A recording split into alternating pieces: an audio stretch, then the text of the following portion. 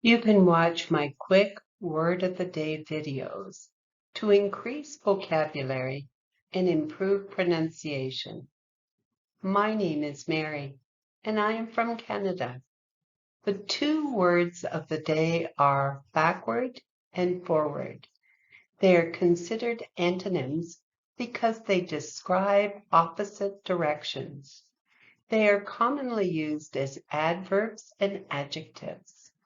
For example, every time I take a moment to reflect on my journey, I realize that each step forward was guided by the lessons learned from looking backward.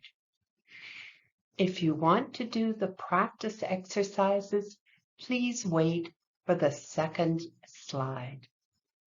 Thank you for liking, sharing, and subscribing to my channel. Bye now.